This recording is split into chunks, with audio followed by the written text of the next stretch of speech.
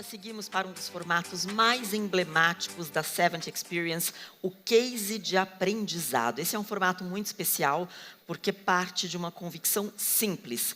A vida executiva real não é linear, perfeita, nem editada. Ela é marcada por inovação, forte liderança, visão estratégica, correção de rota, tensão real e amadurecimento ao longo do caminho. Aqui o objetivo não é apenas olhar para o que deu certo, é abrir espaço para aprendizados genuínos, decisões difíceis, mudanças de rota e tudo aquilo que faz parte da vida real de quem lidera negócios, times e transformação. Para este bloco, convido ao palco Carlos Ney Kyler Costa, Sales Director da Danone. Seja muito bem-vindo. Aplausos para o nosso convidado. Eu convido também ao palco Cida Franco, diretora de inovação comercial Latam da Natura. Cida, bem-vinda. E para completar este time aqui no nosso palco, eu convido Emerson Pelizon, Sales Director na Nokia. Bem-vindo. Sejam todos muito bem-vindos. Vou sentar aqui junto a vocês. Continuamos com a dinâmica de Q&A depois, de cada um dos executivos. Cada um apresenta um case em até 10 minutos.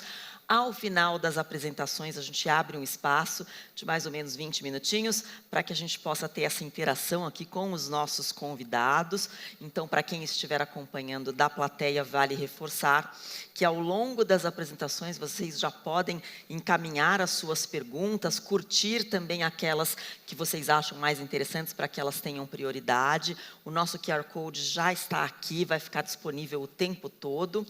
Então, vamos dar início a este bloco. Vamos começar com o Carlos Ney Kyler Costa, que vai apresentar o case A Ilusão do Crescimento Exponencial, quando a ambição supera a capacidade de execução. É com você. Obrigado. Obrigado pelo convite. Parabéns pelo evento, tá ótimo. Bom, gente, nome bonito, né? Nome bonito para um case de aprendizado aí. Quase nem vendas, é marqueteiro, né? Mas, gente, aqui ó, esse case ele passa muito, traz aprendizados importantes, né? O primeiro dele está muito ligado ao quanto a gente é ambicioso quando a gente fala de novos canais, novos clientes, novos segmentos, né? Esses volumes adicionais que a indústria olha e se apaixona naquele primeiro momento, né? E a hora que a gente começa a olhar esse case, ele passa por um segmento que não é auditado.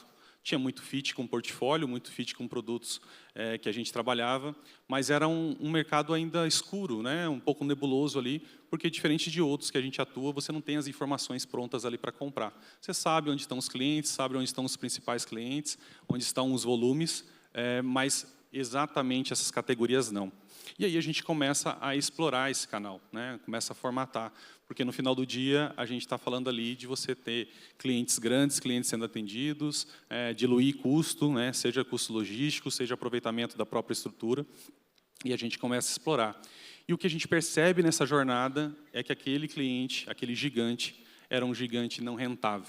Então, aqui acho que é o primeiro aprendizado, a hora que a gente vai explorar um novo mercado, vai explorar uma região, um cliente que a gente não tem todas as informações, né? O business case, isso não apareceu no business case em nenhum momento.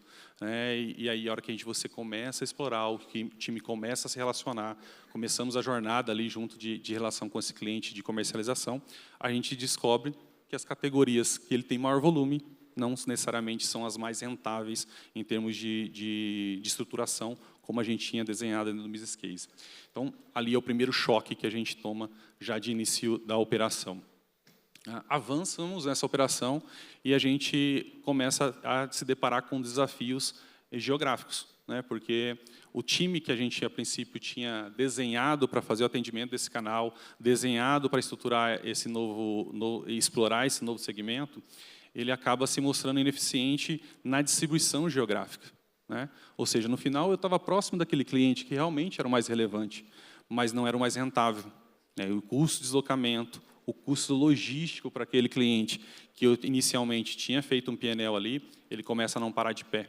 Então, aqui é o segundo aprendizado que eu acho que eu tentei elencar para trazer para vocês aqui, que é o impacto, né, de você ter ali o seu time posicionado para atender outro canal que é core e você querer ajustar para atender esse segmento, que não, no final do dia não se depara de forma tão transparente, tão correta. Bom, por fim, eu acho que aqui tem o resultado final na última linha de tudo isso, que é o P&L, né? Ou seja, aquele P&L que a gente desenhou dentro do business case, né, dentro do ar-condicionado, todo mundo tranquilo, no PPT, ele não para de pé, né? Ou seja, eu tenho um impacto ali de custo maior, eu tenho um impacto de produção de itens que eu não tinha mapeado e que realmente a venda estava performando, né? Eu tinha um atendimento, os produtos performavam ali, só que não performavam de acordo com como eu tinha desenhado. E aí é onde a gente acaba sendo impactado com os custos adicionais. Seja um custo logístico infinitamente maior do que tinha sido desenhado, um deslocamento do time em viagem, gestão desses clientes que não estava dimensionado para isso, né? Porque eu acabo descobrindo ao longo do projeto, e principalmente o custo de você ter que disparar uma produção que não estava planejada. Eu tive que disparar uma produção ali na fábrica, fazer uma intervenção para que atender essa demanda desse segmento, só que de forma desbalanceada, né? Não na forma que a gente tinha desenhado. Então, a gente tem que dar um breakdown nesse projeto. Olha, não está legal, isso aqui não vai para frente dessa forma. Então, no terceiro mês, a gente para o projeto, começa a revisitar todos esses KPIs e começa a redesenhar todo o business cases, já com esse conhecimento e esse aprendizado que a gente tinha. E a gente restarta, vamos dizer assim, essa operação, esse projeto no 5º mês, já com essas correções, né? Priorizando, né? A gente teve uma palestra anteriormente aqui que falou muito sobre priorização, sobre fazer escolhas e o quanto isso é difícil para vendas, para marketing, e aqui não foi diferente. A gente teve que fazer escolhas. Tivemos que demitir, no final do dia, aqueles gigantes, aqueles grandes clientes, porque ele não se provava verdadeiro. Ele era gigante, mas não era rentável. No final, a gente pagava para vender naquele cliente. Então, a gente faz um ajuste de cliente, faz um ajuste de portfólio e também de time, né, para que essa conta pare de pé. Então, aqui acho que o principal aprendizado que a gente acaba tendo é o quantas vezes a gente, na ânsia de fazer um resultado de curto, médio prazo, abre mão de uma jornada de longo prazo. O quanto isso acaba sendo atropelado no processo dentro das companhias, buscando um resultado mais imediato, mais focado nos grandes clientes, ao invés de a gente fazer um projeto mais compassado, analisando mais o perfil e descobrindo, principalmente em novos negócios, em novos mercados, onde você não tem todas essas informações e onde você não tem nem onde comprar essas informações que não são auditadas, não são disponíveis no mercado para a gente utilizar e ter um planejamento muito mais assertivo. Então, é um pouco do que eu vejo e eu queria estar dividindo aqui com vocês hoje. Maravilha, esse foi o Carlos Dey da Danone. Muito obrigada. Agora a gente passa a palavra a Cida Franco, da Natura, que traz para a gente o case Mudança de Rota sob Pressão. O que a integração entre Avon e Natura ensinou sobre decisão, escala e impacto no negócio. Bem-vinda mais uma vez, Cida.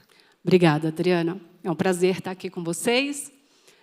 Quando me convidaram para falar de case de aprendizado, eu já pensei, bem diferente, né? Geralmente a gente é convidado para falar dos cases de sucesso, e eu sempre penso que para a gente ter sucesso a gente erra bastante antes. Então achei muito interessante participar do painel.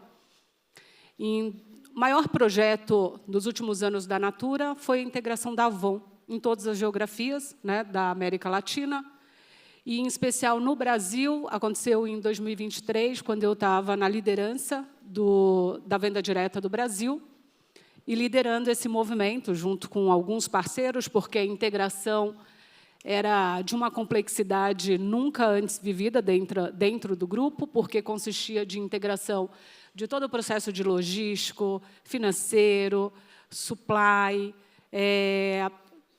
tecnologia, mudança de todos os sistemas, todos os processos comerciais e também da estrutura da força de vendas, né? Então, a ideia era trazer todos os processos e força de vendas da Avon para o chassi, para o modelo comercial da Natura, ao mesmo tempo. Então, todas essas mudanças de tecnologia, de sistemas de logística e comercial aconteceram ao mesmo tempo. Um projeto trabalhado durante um ano, com um time alocado de todas as áreas, governança super estruturada. E um dos grandes processos de risco que a gente tinha era fazer a junção das duas forças de vendas, porque uma grande parte das consultoras de beleza da Natura também já eram consultoras de beleza da Avon. Só que, até então, elas tinham uma supervisora de vendas para uma marca, e a Natura tinha sua própria supervisora de venda, assim como a gerente de negócio, todos esses atores comerciais, né, de ambas as marcas, e a gente tinha vários objetivos ao fazer essa realocação do time de vendas. Primeiro, tinha que ganhar eficiência, né, porque a gente sairia de 2 forças de vendas para uma força de vendas. Segundo, a gente tinha que atender a um requisito de logística que também estava mudando todo o processo de roteirização de entrega. A gente tinha em mente que a gente tinha que preservar o maior patamar possível das relações existentes, porque, na venda direta, vínculo de relação é resultado, é produtividade, né? Porque é um vínculo emocional e social. Muitas vezes, uma consultora está há 20 anos trabalhando com a sua supervisora, com a sua gerente. Essa gerente, essa supervisora é responsável e coautora de todo o desenvolvimento social dela nesse período. Então, quebrar esse vínculo significa, muitas vezes, perder a consultora. Então, tudo que a gente estava desenhando era para evitar o menor número possível de quebra de vínculo, como assim a gente chama. Muito bem, a gente definiu todos os critérios possíveis, analisamos todos os impactos, e, durante 3 meses, fizemos desenho disso. Lá na unha, um número, só para vocês terem uma ideia da grandeza disso, nós estamos falando de 2 milhões, mais de 2 milhões de pessoas nessa época, representando as 2 marcas, só no Brasil. E, assim, a gente tinha muito pouco tempo, toda essa mudança ela acontece, geralmente, na Natura a gente trabalha não por mês, né? A gente fala que a gente trabalha em ciclos, então, a cada 21 dias eu troco a campanha, que está na rua, com novos lançamentos, novos produtos. A Avon trabalhar a Natura com 19 ciclos, a Avon com 17, quando a gente junta, fica a mesma base, e eu só consigo fazer essa mudança de geomarketing, né, de realocação de times de venda, na virada de um ciclo para o outro. Então, eu tenho um cronograma muito estreito para fazer a mudança. Muito bem, estava tudo pronto, aprovado lá em cima no comitê executivo, porque era uma mudança de alto risco, como todas as mudanças da integração. E, na semana anterior à data marcada para começar a mudança, a gente começou a soltar as listas para a força de vendas para falar, olha, Cida, agora essa é a tua nova equipe de consultoras, Adriana, essa é a sua nova equipe de consultoras. E, quando a força de vendas começou a receber essa informação, começou a voltar com baita ruído. Não, pelo amor de Deus, está me tirando uma consultora gigante em produtividade, que interfere na minha remuneração, ou você está me colocando consultora num bairro que fica mais difícil para eu atuar. Às vezes, era a própria consultora que já sabia que aconteceria parte dessa mudança, já eu não quero trocar de supervisora. E o volume de ruído foi aumentando muito, mas a gente estava com um plano assim, combinadíssimo, na vírgula, com tecnologia, com todas as áreas, para poder mudar. E, assim, eu, na liderança disso, me sentindo mega pressionada, e, assim, passou 1 dia, 2 dias, 3 dias, e as pessoas me encontravam no corredor e falavam, e aí, o que você vai fazer? Você vai em frente com o que vocês planejaram, ou você vai mudar? O que estava em risco aqui? Estava em risco a integração toda da Avon com a Natura e resultado, né, do negócio. Tinha um time muito bom. Né? Isso eu acho que, assim, quando eu olho para o que a gente passou junto, né, com muito comprometimento de time, e aí eu propus que a gente fizesse um entendimento de impacto, de se eu sigo adiante com isso, quanto tempo a gente vai demorar para reconstruir essas relações que a gente vai quebrar, e qual o impacto disso no resultado, versus o que a gente tinha planejado. E se a gente muda, qual é a opção que a gente tem? E a gente foi entender o cenário de vamos voltar atrás e redefinir todos os critérios para a mudança. Só que um trabalho de 3 meses, a gente tinha 3 dias para realizar. E a gente, assim, é uma operação de geomarketing, nós temos uma área especializada nisso, mas com poucos recursos humanos, com conhecimento daquilo. E a gente pensou, como é que a gente vai fazer isso em 3 dias, se a gente fez até agora 3 meses, em 3 meses? A gente teve a ideia de buscar, dentro da Natura e dentro da Avon, pessoas que já tinham passado por essa área, que conheciam desse processo, gente que já tinha sido analista, a maioria já tinha virado gerente, falou, essa área promove bem. Eram gerentes que estavam em outras áreas da companhia, a gente reuniu um grupo de 30 pessoas que conheciam esse processo, sabiam como fazer. Montamos um time multidisciplinar no final de semana, viramos 3 dias refazendo os critérios. Falamos não, nessa ocasião, para algumas demandas de logística, por exemplo, deixamos de atender alguns critérios, porque a gente estava tentando conciliar tudo, o interesse de todo mundo. Definimos uma nova regra, baixamos mais de 20% do índice de quebra que a gente tinha planejado num primeiro movimento. E aí, quando abriu o ciclo da mudança, a gente processou. Então, a gente fez uma mudança de última hora. Uma coisa importante, eu comprometi meu VP, era uma decisão de risco, que podia dar errado, podia não estar pronto em 3 dias, podia dar mais impacto. Então, comprometer, né, a alta liderança que estava comprometida com todo o projeto de integração da Avon foi super importante, porque estava todo mundo embarcado e junto. Ó, se der errado, estamos juntos, mas a gente acredita que essa seja a melhor decisão. Acho que, para mim, foi uma experiência de maior aprendizado de muitas partes. Assim, primeiro, sobre time, né? Porque tinha um time muito comprometido, e, na hora que a gente levantou a mão, falou, a gente precisa, quem conhece desse processo dentro da Natura e dentro da Avon, para a gente mover. Né? A gente fala na Natura que quem tem um bom porquê enfrenta qualquer como. E a gente deu um propósito para esse time, porque o impacto seria tremendo. Segundo, acho que um planejamento de sistemas. Né?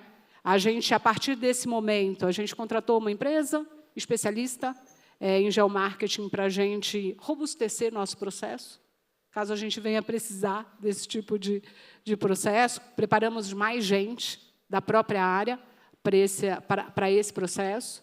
Aprendizado, para mim, de dizer não, porque, no primeiro exercício, a logística precisa disso, tecnologia precisa daquilo, e a gente precisava era manter vínculo, né, entre as pessoas, entre a rede, para assegurar uma transição de menor impacto, porque a transição seria de grande impacto, porque era uma integração muito grande. Então, um aprendizado de saber dizer não. E foi uma experiência muito importante, acho que para o gestor que estava, naquele momento, liderando esse processo. E acho que o maior aprendizado, porque muitas vezes a gente se esconde por trás dos números, das estatísticas, dos relatórios, e a gente fica lá, né, agora com IA, dando todos os números para a gente, mas a gente fica lá calculando os números de impacto. Nada te diz o real impacto, a não ser quando você senta na mesa e vai conversar com quem é impactado por aquilo. Não tem número, não tem relatório que te impacte tanto quando você está numa mesa conversando com uma gerente que diz assim, olha, essa mudança vai reduzir minha remuneração em 50%. Isso é bom para você, Natura? Então, para mim, o maior aprendizado é esse, assim, o cliente sempre no centro, seja ele uma força de vendas, um consumidor final, uma consultora de beleza, mas na real, porque os relatórios, eles te enganam muito, você vê um número frio, e você fala, não, nós vamos passar por isso, a gente vai engajar todo mundo. Então, para mim, o maior aprendizado, e eu lidero com a visão de cliente no centro sempre, e essa mudança eu aprendi mesmo que assim, o cliente reage antes mesmo de você ter uma métrica lá que você já está dizendo, né, que está te dando problema, antes mesmo, se você coloca ele no processo, você consegue ter mais assertividade nas suas decisões e gerar menos impacto para ele. Então, esse é o case da Natura. Excelente exemplo, obrigada, Cida. E agora eu passo a palavra ao Emerson Pelizon, da Nokia, que vai trazer para a gente o case Negociações de Alta Complexidade, Caminhos e Atalhos Estratégicos para Alcançar o Sucesso na Negociação. Com você, por favor. Boa tarde a todos. Gostaria de agradecer a honra de poder estar dividindo isso com vocês. E, antes de mais nada, eu queria falar que tudo o que eu vou dizer hoje é o meu ponto de vista, não da Nokia, que são os meus sucessos, fracassos, que contribuíram para os novos sucessos. Aqui eu acho que a grande maioria das pessoas que trabalham com vendas, principalmente com vendas um pouco maiores, já se depararam com processos que estava para finalizar e, de repente, aparece aquela nova variável e você tem que parar, respirar e pensar. Muita gente acha que em negociações só se ganha com o menor preço. E não é verdade. Eu acho que uma grande negociação você precisa ter um projeto muito bem estruturado, onde você tem que ter, obviamente, um bom preço, mas você tem que ter técnicas de negociação. Quem trabalha com vendas, isso é importante. Você tem que ter um conhecimento profundo do processo que você está trabalhando. Você tem que ter um ótimo relacionamento com o seu cliente. Se você não tiver um relacionamento com o seu cliente, onde você tenha uma certa transparência com ele, né, nada de ilícito, obviamente, você consegue ótimos resultados. E essa gestão do processo faz com que você consiga alavancar muito mais rapidamente as coisas. Eu vou trazer um case para vocês, que realmente é uma negociação que a gente fechou um pouco tempo atrás. Era uma negociação de 1,5 bilhões para um contrato de 3 anos de fornecimento de equipamento. Então, vocês imaginam uma negociação desse porte, que está todo mundo querendo fechar rápido, mas ela sempre se arrasta por um bom tempo. Nessa negociação, houveram 3 etapas. Uma primeira etapa, onde quem já era fornecedor era muito tranquilo, mas você tinha novos fornecedores ávidos por entrar. E pela minha experiência, que pela falta de cabelo, vocês podem perceber que não é tão pequeno assim, né? A gente sabia que teria que tomar cuidado com todas as forças que estavam vindo para esse processo. Nessa fase foi tudo bem, depois você já passou por uma fase de negociação, realmente dito, e aí foi onde a gente começou a correr riscos, porque nessa negociação começaram a surgir variáveis que faziam você pegar atalhos. E esses atalhos, muitas vezes, são para o sucesso, muitas vezes são para o fracasso. Então, você precisa saber trabalhar com esses atalhos para que esse atalho sempre venha para o sucesso. Nesse processo em si, acho que algumas coisas ficaram de aprendizados. A primeira delas é você saber bloquear o processo. Então, você tem que ter o controle do que está chegando para você. Então, essas variáveis que estão entrando para você, você tem que saber aproveitá-las para tirar o melhor dela. Então, toda vez que entra uma nova variável, você tem que estar estruturado anteriormente. O que a gente faz é uma coisa chamada game plan, que eu acho que muitos de vocês conhecem. Antes de chegar na negociação, a gente desenha e imagina tudo o que pode acontecer. Desta forma, você tenta se antecipar aos problemas que virão na negociação. Se vier um problema que você não tinha imaginado, às vezes acontece, muitas vezes vale a pena você fazer uma pausa, parar, conversar, falar, olha, preciso de horas, dias, e tentar dar uma respirada para você imaginar o porquê que ele está pedindo aquilo. A segunda coisa é uma flexibilidade controlada. Toda vez que chega um pedido novo, você tem que ser flexível para saber que aquele pedido pode te trazer benefícios. Você não pode reagir a ele. Você tem que imaginar o que isso pode te trazer de benefício. Então, normalmente, chega o problema, você pega este problema e transforma ele em uma vantagem para você manter suas margens, a sua proposta, tudo aquilo que você desenhou. E o terceiro é gerir as expectativas. Se você esperar muito para você chegar num ponto de questionar, você pode perder o timing do negócio. E se você for muito rápido, você pode atrapalhar a negociação e atropelar realmente o processo. Então, você tem que ter o feeling de saber que a flexibilidade que você precisa ter para que você consiga ir na hora certa, no ponto certo, na pessoa certa, para que, novamente, você saiba como se superar disso.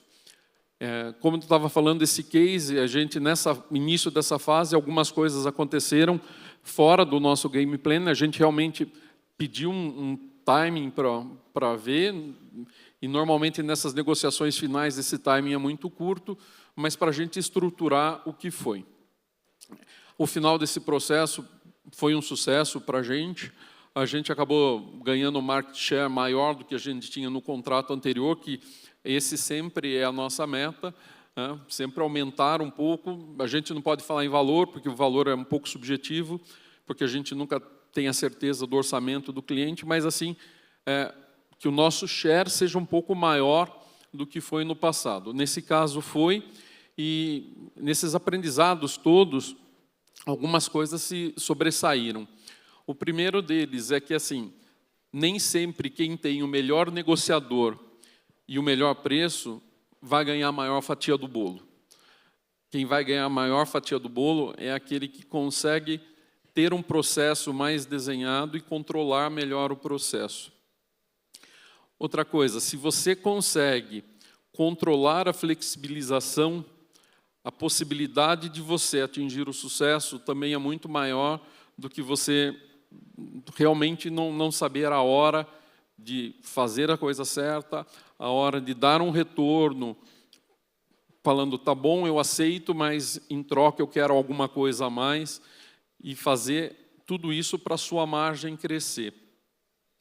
E tudo isso, o conjunto de todos esses fatores, depois de muita experiência, muito sofrimento, muita cabeçada, a gente concluiu que é o que realmente faz com que você saia no final do processo atendendo os targets, as metas que a sua corporação faz para você. Então, acho que isso, gente, para quem trabalha com vendas, principalmente de vendas de maior porte, eu acho que foi um aprendizado de alguns anos que nós levamos e queríamos compartilhar com vocês hoje. Muito obrigado. Maravilha, muito obrigada, Emerson, também. Nós acabamos de ouvir aqui, né, 3 histórias marcadas, né, por decisão, tensão, mudança de rota, amadurecimento, né, como a Cida contou, e o que reforça muito bem a proposta do formato aqui desse bloco. Agora a gente tem 20 minutinhos de Q&A, então não se esqueçam de mandar suas perguntas, o QR Code está aqui na tela e vocês podem também colocar ali o joinha, curtir as perguntas que as outras pessoas já enviaram, para que elas tenham prioridade no nosso palco. A gente já recebeu algumas perguntas, deixa eu pegar aqui para vocês. A gente tem uma pergunta para Cida. Cida, a pergunta é sobre a entrada da Natura em lojas físicas, comparada, né, com os concorrentes. Como você entende o impacto no negócio, no crescimento? Bom, a entrada nossa em loja física já é um tema de muitos anos, né? Tem gente ainda que às vezes fala, vocês estão em loja? Estamos. Nós temos praticamente 1000 lojas hoje no Brasil. A gente está há 10 anos no varejo. Mas sempre foi um canal muito complementar, né? Nosso principal canal de vendas segue sendo a venda direta, mas a loja tem um papel muito importante, inclusive, para a consultora, né?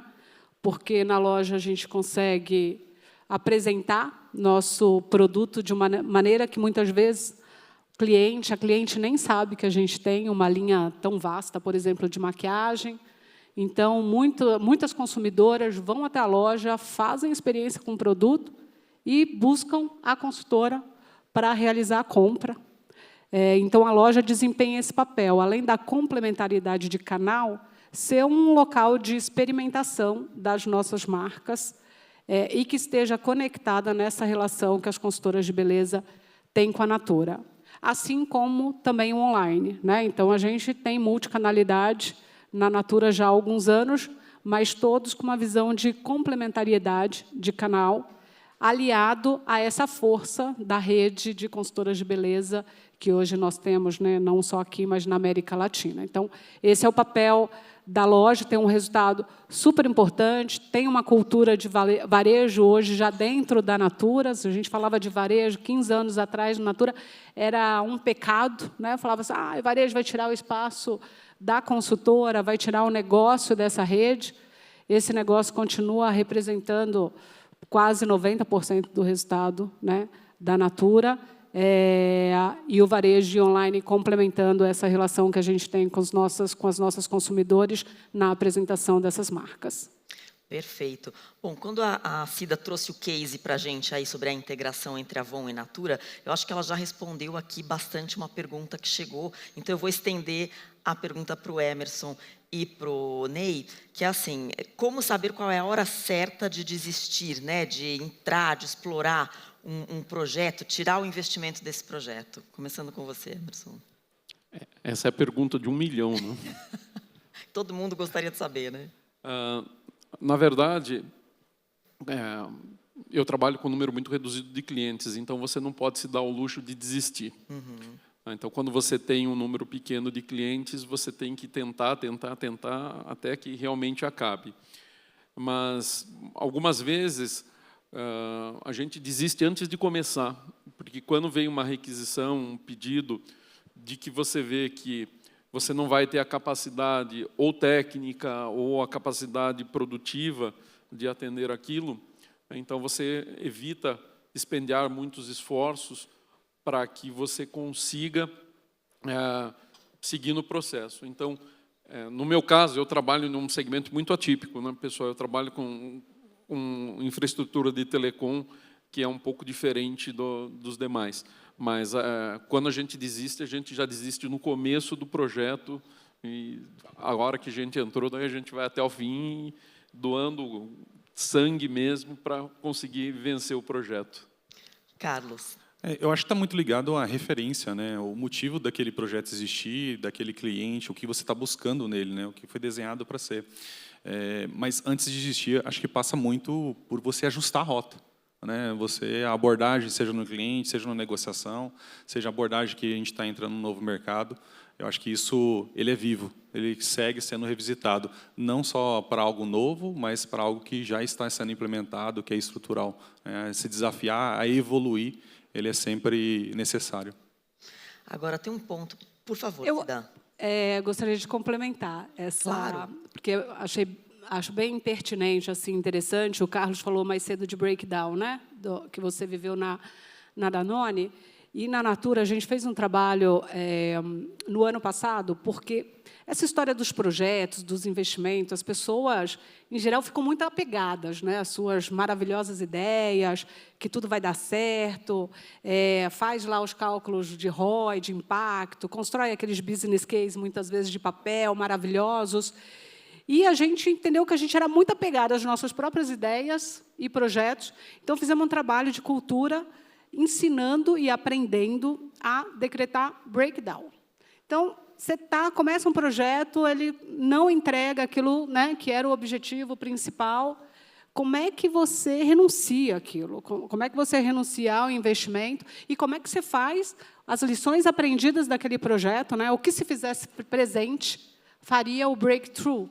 Então, fizemos uma série de capacitações, de orientações sobre o projeto, colocamos linguagem de alta performance nessa conversa de projetos, para sair desse lugar que o projeto é meu, a ideia é minha, e eu tenho que investir, eu tenho que fazer, para ir para um lugar, de fato, assim, o que esse projeto está agregando, no final do dia, para o negócio. O que ele está trazendo de resultado positivo para o negócio, seja resultado em social, né, em financeiro, econômico ou em sustentabilidade. Então, foi, para mim, uma jornada importante dessa história de investimento em projetos. Perfeito. E chegou uma pergunta que é muito interessante, porque complementa o que vocês estão falando aqui. Como diferenciar a resistência à mudança de um sinal real de que a decisão precisa ser revista?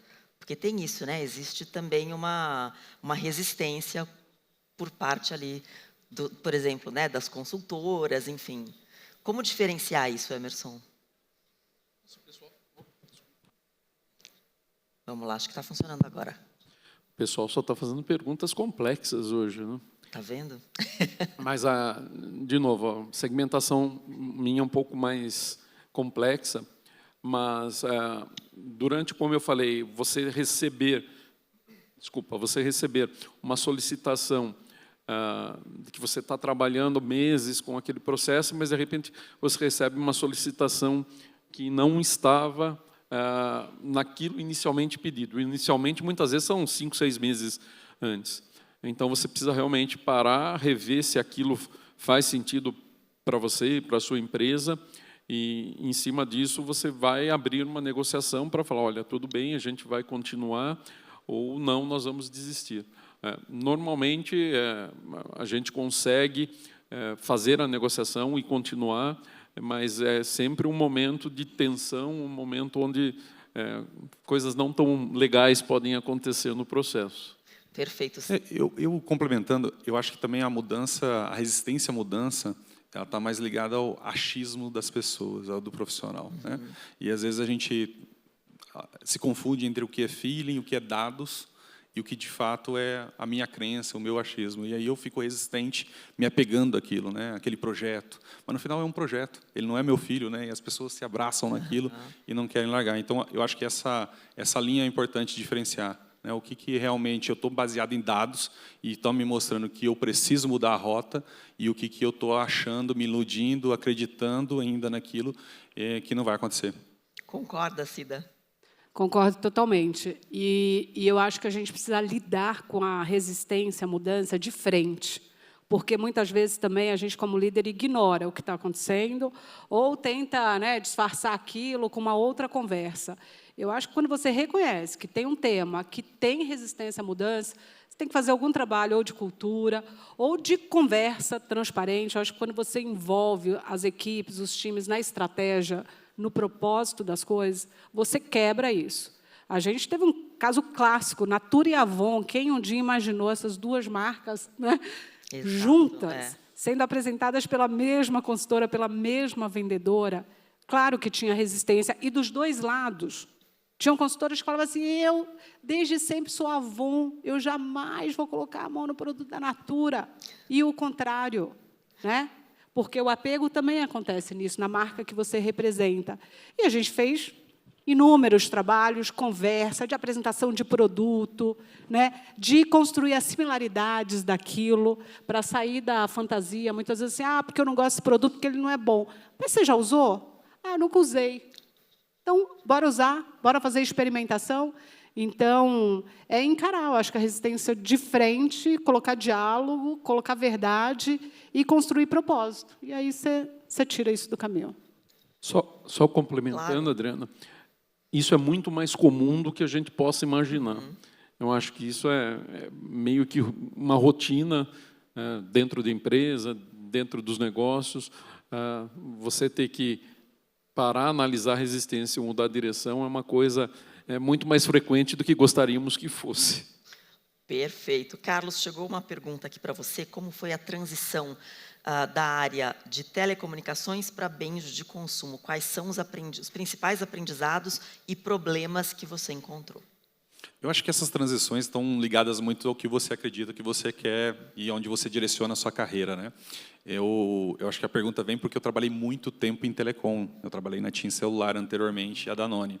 E são mundos completamente diferentes, dinâmicas diferentes, né? Mas depois de 10 anos em telefonia, eu me dei a oportunidade de experimentar algo novo e vim para uma empresa de consumo. Mas eu acho que você estar aberto a essa mudança é o ponto principal. Estar aberto a aprender, aberto a se desbravar em outras competências que você ainda anteriormente não tinha desenvolvido, é fundamental. E depende muito de cada um. É uma escolha muito pessoal de para onde você quer desenvolver e direcionar a tua carreira, né? O geral é você ficar migrando entre os próprios competidores ali, né? Isso é mais comum em telefonia do que em outros segmentos, mas em telefonia acontece muito. Você fica migrando ali entre as operadoras, mas depois de 10 anos eu falei, vamos experimentar algo novo. Maravilha. Agora aqui uma pergunta. Nos 3 cases, qual o sinal mais crítico possivelmente ignorado e como líderes podem desenvolver essa capacidade de leitura antes que o problema escale? A gente tem 6 minutos, eu quero tentar fazer com que todos respondam, então vou lançar esse desafio aqui, começando pelo Emerson. Só repete novamente, por favor. Vamos lá. Adriana. Qual o sinal mais crítico, possivelmente ignorado, né, no case, e como líderes podem desenvolver essa capacidade de leitura antes que o problema escale? Eu acho que você liderando uma equipe, normalmente em um projeto grande você tem várias pessoas de área técnica e de área comercial e você tem muito conflito de interesse entre as áreas e tem muitas desavenças entre as áreas. Então, você tem que perceber essas desavenças e você tem que cortar o mal pela raiz, chamar todo mundo e falar, gente, não é por aí. Então, acho que as desavenças internas podem gerar grandes perdas para toda a corporação. E, na verdade, ali todos somos um só. Então, quem está liderando, você tem que ter a sensibilidade de perceber antes que isso cause problemas. Já causaram, já tive problemas com isso, que chegou inclusive ao cliente, mas você tem que ter essa sensibilidade de ver isto e cortar para que isso não cresça. E um outro problema que a gente precisa aprender, isso de uma forma geral, é dizer e ouvir não. Muitas vezes a gente ouvir não é catastrófico, dizer não também, mas por muitas vezes, a hora que você aprende a dizer ou não, você evita muita coisa e muito problema que possa vir ocorrer dentro e fora da equipe, em todo o processo negocial. Maravilha. Agora o desafio da Cida de responder rapidinho. Muito bem. Eu vou trazer também duas formas que a gente pratica na Natura, né, de evitar que o ruído escale. Primeiro, construir junto com o cliente, seja ele uma força de vendas, seja ele uma consultora de beleza. Então, na Natura, há 3 anos, a gente implantou o que a gente chama de conselho construtivo. Então, a gente tem pessoas da nossa rede, e aí tem conselhos tanto de consultoras, por exemplo, quanto de supervisoras de venda, que se reúnem, né, que são, inclusive, remuneradas por esse papel, que se reúnem com a Natura, com os processos, para construir mudanças, para validar. Às vezes, é para validar uma comunicação, por exemplo, que a gente fica lá, né, com marketing, aquela comunicação que ninguém entende nada, vai lá, a consultora fala, olha, não entendi, dica, vamos fazer desse jeito, vamos fazer ali. Ou para validar uma mudança de incentivo, por exemplo, mudanças maiores, e muitas vezes tira a gente de alguma armadilha, fala, não, você está achando que isso é bom, não vai ser bom por isso, por isso, por isso, a gente volta para a prancheta, refaz. Então, os conselhos que a gente tem construído têm ajudado muito a evitar que a gente gere ruído com as mudanças, né, com projetos, com inovação. Os de inovação, a gente faz muito teste antes, para evitar que a gente coloque coisas no ar que possam gerar muito impacto. E, uma vez que está no ar, está muito alinhado com a área de atendimento, né? Em todas essas mudanças, por exemplo, de Natura e Avon, monitoramento diário de todos os motivos de contato. Diário, na vírgula. Pô, mudou assim, 1% do nível de chamado do tema cobrança. Vamos ver se tem alguma coisa acontecendo no processo que a gente acabou de mudar. Ou sobre entrega. Então, está muito alinhado, né, esse processo de escuta do cliente, porque a principal área que provê isso para as marcas, a área de atendimento, de customer service. Então, está muito alinhado com isso. Então, a minha recomendação é isso, construir junto com o cliente na mesa e está muito alinhado com as áreas que fazem essa escuta, né, formal dos clientes. Maravilha. Eu concordo muito com vocês dois. Acho que o 360 é muito importante, né, esse acompanhamento 360 de todas as áreas, esse olhar. E cada sinal conta, né? Por mais pequeno que ele seja, ele mostra um desvio. E se esse desvio não for tratado, aquela execução maravilhosa de excelência no campo, na ponta, né, junto ao cliente, ela não vai acontecer. Então, acho que o olhar 360, essa preocupação no planejamento e cada sinal ser tratado com devido respeito e atenção é fundamental. Maravilha, muito obrigada. E, olha, terminamos aqui no tempo o nosso painel. Disciplinados, né? Hã? Disciplinados. Muito disciplinados, parabéns. Merecem uma salva de palmas, olha.